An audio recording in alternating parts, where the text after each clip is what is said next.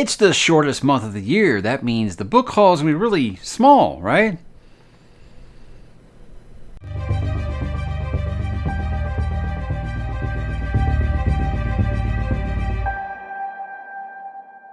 Hey, what's up, bookworms? Mike back with another book haul, this time for February of 2022. Lots of nice, new, shiny objects to add to the library. Even though I keep telling you guys every month that I'm out of shelf space, and I've done absolutely zero to solve that problem. Just keep the stack going right down here on the floor, right off the camera where you guys can't see. Maybe one day I'll do a book haul and you guys can see this mess right here. But I don't think that makes for very good entertainment. Now, does it? I don't know. Maybe it does. But let's do like usual, guys. Kick it off with a little bit of digital things here. Now, I didn't buy anything digital this month, but I did get 2 review copies that I got to talk about, obviously. The first one being Hunger of the Gods by John Gwynne, my most anticipated book of the year. Maybe flip a coin between that and Fairy Tale by Stephen King. Because obviously, when it comes to like just a hard fantasy writer like John Gwynne, who is really, really up there as one of my favorites in the business right now, getting that a little early is very, very exciting, and I plan to dip into that relatively soon, probably right after I finish To Green Angel Tower Part 1 by Tad Williams. And then the other one of my other favorite modern writers right now is Blake Crouch. And I did get the opportunity to get Upgrade, which doesn't come out until the summer. I did get a review copy of that as well. Now, here's the thing with that. I'm going to be talking to Blake Crouch on the channel sometime in April. We haven't exactly nailed that date down yet. So I'd like to kind of get it read before then, so because I know we're going to want to talk about it. But I would like to be able to discuss things with him in like a non-spoiler fashion, obviously. But to be talking about the book with him and be like, oh yeah, by the way, I've got your review copy, but I haven't read it yet. So yeah, very exciting times. You need to go trying to wrap up this last read along that's going on the channel right now in the Memory Star on Thorn one, and then I can kind of focus on some of those review copies. Now, as for some physical purchases, guys, I did make a couple this month. First, I have to continue to support my guy, Christopher Rocchio, and he is more of an editor on Sword and Planet, but he does have a short story in here set in the Sun Eater universe. So I'm always going to continue to support Christopher Rocchio. It warms my heart to see how many people are picking up his books now. Like, I'm on this fantasy Facebook group, and they talk about Christopher Rocchio all the time. Every day I see someone new. Hey, what do you guys think about the series? I picked it up because I thought the covers were awesome. Or it's really great to hear. I heard about it from Mike, and I think that's awesome. I will always keep stumping for Mr. Rocchio because I think that his universe is really exciting. And I'm actually reading Sun Eater number 4 right now. That is the 3rd review copy that I did get, and I'm actually working on that one right now. I'm happy to say, guys, it's very, very exciting still. Yes, very excited for you guys to read that here in a couple of weeks. Now, we are reading Tad Williams on the channel right now, I think as everybody knows. And so I said, I would like to read more Tad Williams, but I think before I continue in Oceanard, I'd like to visit other lands. I already had volume 1, so I'm just going to kind of keep adding on to this as volume number 2 here, River of Blue Fire. Now, I don't know how this works, if these are short stories or if it's just numerous paperbacks kind of collected into one, because there's 4 of these volumes. Not really sure, but I think Other Land's going to be the one that I visit after I finish the first run through of Oceanard and continue with, the Heart of What Was Lost and all that stuff. But I can see myself reading a lot more Tad Williams going forward. But yeah, like I said, I'd like to kind of jump over to Otherland, then maybe go back to Oceanard after. Another universe I've never visited is that of Michael Moorcock's Elric. And they're starting to put out these really nice, handsome collections. I guess it's... the thing I have a problem with this is when I first talked about wanting to do some Elric, it was really hard trying to figure out where really to start. A lot of people told me it's like Conan. You can kind of just read them in any order that you want to or whatever. I'm like, I need some more structure than that. So they're putting this out. I think there's 3 volumes of this coming out. This one now, I think there's another one in April, and then the 3rd one I think comes out in September, and I'll be getting all of those because they're a really nice hardcover collection. The artwork is next level, really good stuff, and it depends on who you believe. A lot of people have said that The Witcher not only took a lot of inspiration from this, but maybe too much. But again, that depends on who you believe. But I'm excited to check it out. I've always kind of strayed away from Moorcock because, well, he said some really negative things about my guy Tolkien, but I'm not going to let that deter me from actually reading a story if I think it's something that's going to click for me. And something that's been clicking for me a lot, guys, is revisiting Edgar Rice Burroughs' Barsoom series. That is John Carter of Mars. And I said one of his, probably his most famous series, actually, is Tarzan, and I've never actually read those stories. So I got this first collection. There's 2 of these, and they are massive, man. This is huge, and I'm excited to check out more Edgar Rice Burroughs because I think what I'm really enjoying about revisiting Barsoom is being like, It's amazing. This was written over 100 years ago, and it doesn't feel that old. The way that he wrote, it really felt like it was something that could have filmed out in the 50s or 60s. And it's just amazing to think about. So I think that I just really click with his writing style. So I'd like to read some more of him. And Tarzan is something I've always been interested in. I mean, you guys want to talk about cultural influence? This one is obviously his most popular thing, because they're still making Tarzan adaptations. I mean, there seems like there's one that comes out every couple of years, it seems. So this is like a universe I think that will never, ever get old. And I'd like to see kind of, how Edgar Rice Burroughs, started this whole thing. So starting back there at the beginning in the jungle with that boy, it's going to be a fun trip, and I can't wait to do it. But guys, it's time for me to talk about what you kind, generous, lovely, beautiful people have sent to me in the month of February. First up, like I always say, I'm sorry if you guys watch this each month and I feel it sound like a broken record. I just want to say I do encourage independently published authors to chase their dream. Kind of what I talked about when I did my Justice of Kings review recently with Richard Swan. The reason that I always say I encourage this is because, look, you have a guy like Richard Swan, independently published a trilogy, and now he's gotten a major six-figure deal from Orbit. That's awesome. I enjoy watching some of these authors try to chase their dream. So if they want to send stuff to me, I may not exactly have time to read them right now, but I encourage you, if you do want to send them to me, like I said, I encourage you to chase your dream, and I have no problem giving you a shout out on the channel. So here's some ones I got from some indie authors this month. This is called Brass and Blood by R.L. Mclachlan, the first in a series. This is book 1 in Dream Cloud 9. Very cool cover. I like that a lot. So I will drop links to these guys down below if you want to learn more about them. This one came with a really cool. This is this is falling apart. I'm sorry. Oh, this is comical. Okay. This is from Kelso Hurtado. It's called The Ghost Tracks. Now, what's funny about this one, not funny, I mean, it's really impressive that he put in this much time. So he actually sent me like a report like you would get in school. Really cool stuff, just talking about his universe and how he came up with all this stuff. It's really impressive amount of work. So, yeah, great job really getting me interested in seeing what your series is about there. This is Harvest Nights by Ahmed Alamin. Again, very short read there. And another short one. This is on Wind plus Snow. Just Wind and Snow, I'm sorry. Alexander Gorman. Really like the art style some of you guys choose. And lastly, from Alan Stroud, this is called Resilient. And I don't think this one's actually out yet. Very cool. So again, thank you guys so much for sending those to me. And like I said, I'll drop the links below if you guys want to check out some more of their stuff. And hey, give them some support if you can. If you are interested in what you are reading, give them, at least give them like a star rating or something like that on Goodreads. It really helps out those indie authors more than you guys think that they do. Now, I did get a couple that are they came unnamed. There was no name in the package. They just kind of showed up from like Book Depository, places like that. So thank you very much. If you feel like you want to stay unnamed, that's cool. If it was you, please drop me a message on Instagram or TikTok or anything like that. Let me know that it was you, and I have no problems giving you proper credit for these things. I did get this is Ayn Rand's biography here, and the words that she made. Never actually even heard of this. So when I did my classics review, I did talk about how I did really enjoy Atlas Shrugged, even though I know that's a very unpopular opinion these days. I did really enjoy that as a young man, and it seems like there are some Ayn Rand fans out there who sent me some stuff. This one's called Paradise Alley by Kevin Baker. I assume this is a Western from the cover. I don't know, maybe a firefighter, not a Western. I'm not really sure. Not really sure what that is. Usually most things that people send me, it usually is something I've talked about recently, but that one and this one here, Dreamland, another one by Kevin Baker, author and series that I've never heard of. So if that was you, I assume that these two are going to be from the same person, the two from Kevin Baker here.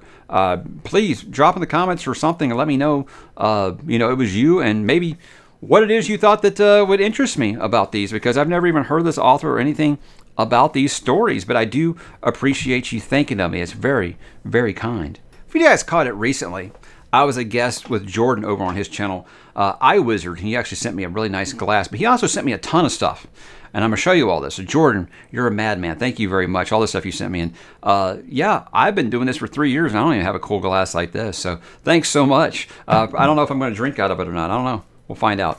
Most stuff like that is like, I'm just afraid that the kids will get a hold of it and it'll break, so I don't even like put it up in the pantry or whatever. Sent me the original H.G. Wells' War of the Worlds movie. I remember trying showing this to my kids a couple years ago, and they were just like laughing, saying like it's the worst CGI they ever saw. And I'm like, you gotta understand when this was made, man. But yeah, just the idea about War of the Worlds, where the Orson Welles production, the radio production, where the people were like leaping off of rooftops and stuff because they thought it was real. It's really, really wild.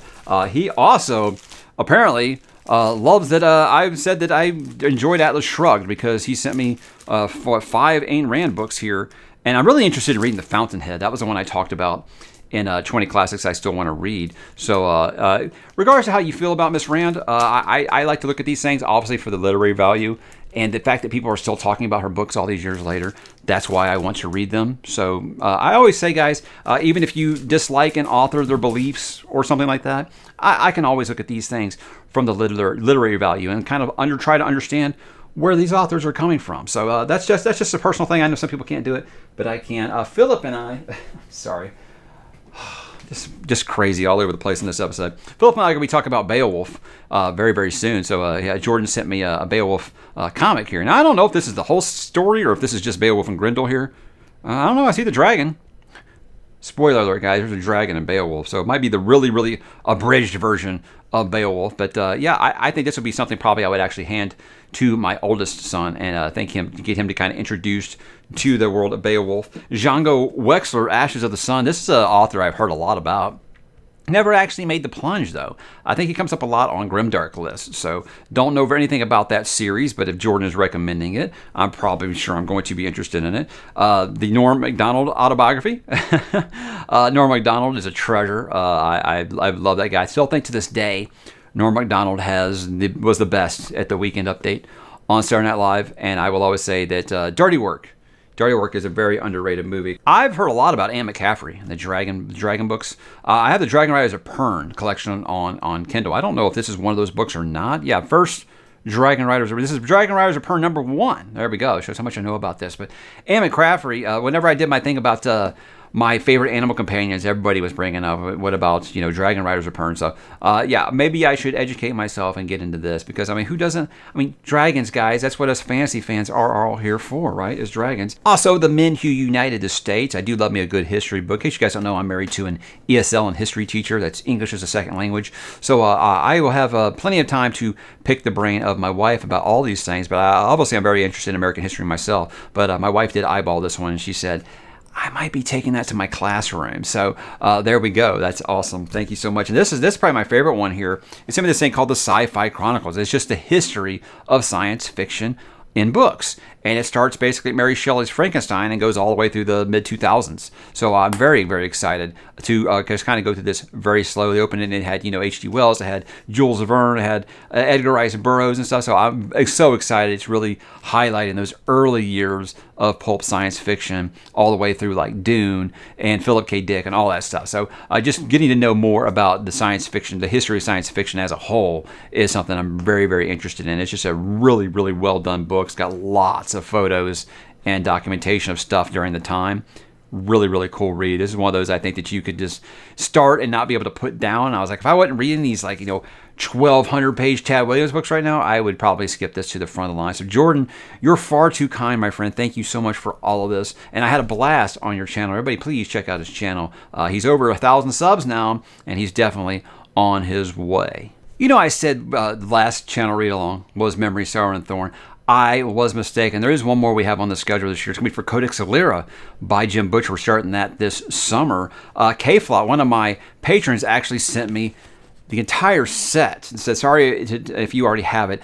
Yes, okay, I do already have this set. Steph, another one of my patrons, actually already sent it to me. But here's the thing, guys. We will be having the channel read-along or whatever. So if there is someone in that group that is needing hard copies of these, please hit me up, and I think we can work something out. So, Kay, thank you so much, because someone else who might not have had the option otherwise might have that option now. So I have no problems for paying those forward, and I hope you yourself, okay, if you will be joining us on that read-along, and thank you for your letter. It means a lot. Thank you so much. Here we go. I read the Girl Next Door by Jack Ketchum last Halloween, and it was very, very messed up. So apparently Dustin thought, oh, okay, you like messed up stuff, here's some more Jack Ketchum. This is off season. Again, I don't know very much about it, But the one thing that I got when I was reading The Girl Next Door is everyone said, that's not the most messed up thing he's ever wrote. So if this is more messed up than The Girl Next Door, I don't know if my psyche can handle it, but I'll make sure I'm in a good place when I check this out. So